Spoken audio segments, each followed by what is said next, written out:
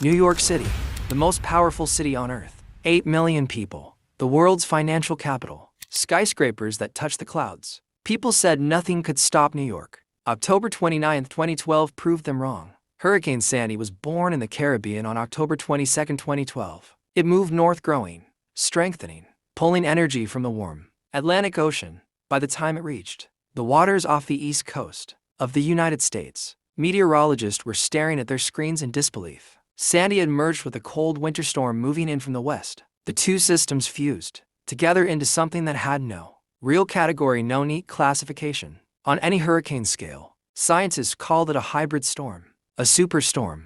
The media called it Frankenstorm. Whatever you called it, it was enormous. Its wind field stretched over 1,800 kilometers across. It was wider than the entire distance from New York to Chicago, and it was heading directly for the most densely populated coastline in America. Evacuation orders went out across New York, New Jersey, and Connecticut. Over 375,000 people in New York City alone were told to leave their homes in low-lying coastal zones. The city shut down its subway system for only the second time in its 108-year history. Buses stopped, airports closed, the stock exchange halted trading for 2 consecutive days, the first weather-related closure since 1888. New York City, a place that never sleeps, never stops, never slows down, went quiet. The streets were empty, the bridges were closed, and on the horizon, the sky turned a sickly shade of green. Sandy was coming. Sandy made landfall near Atlantic City, New Jersey at 8 p.m. on October 29th. But it was what happened to New York City that left the world speechless. As Sandy's massive counterclockwise winds pushed northward,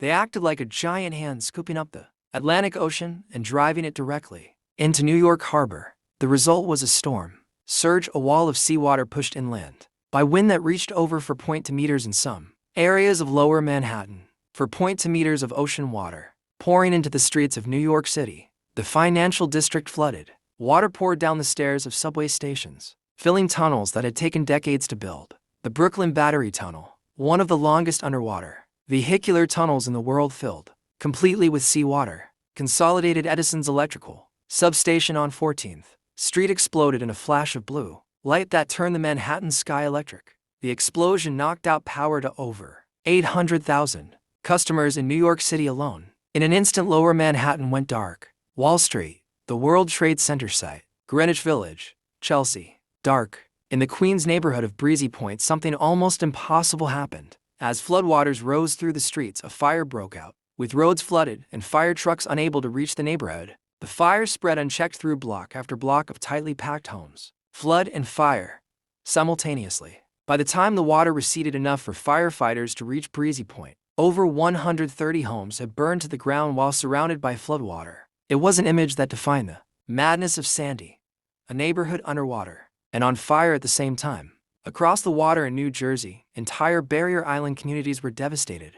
The Jersey Shore, beloved by generations of American families, was unrecognizable.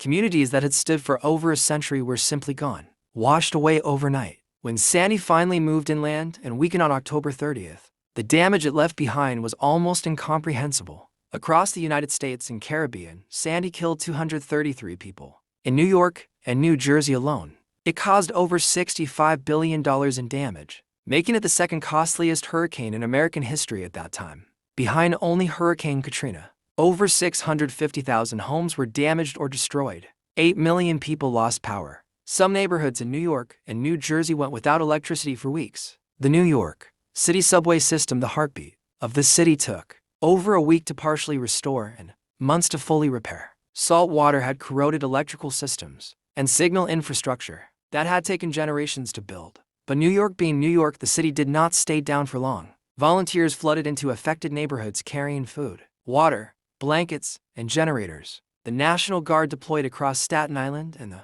Rockaways, the two communities hit hardest. Within New York City, neighbors who had never spoken to each other cooked together, shared generators, and carried elderly residents down darkened apartment staircases. New York showed the world what it already knew about itself, that its real strength was never in its skyline. It was always in its people. Sandy changed New York permanently. The city invested billions of dollars in new flood barriers, upgraded infrastructure, and climate resilience projects. New buildings in flood zones now must be built higher. Subway tunnels have new flood doors. Seawalls have been strengthened. But engineers and climate scientists are clear. Sandy was not a once-in-a-century event anymore. In a warming world with rising seas, a storm like Sandy could happen again. And next time, the surge could be even higher. New York knows this now. The city that never stops has learned the hard way that the ocean never stops either. Hurricane Sandy, 233 lives lost, $65 billion in damage, 8 million without power. The night the ocean came for New York City. Subscribe for more untold disaster stories.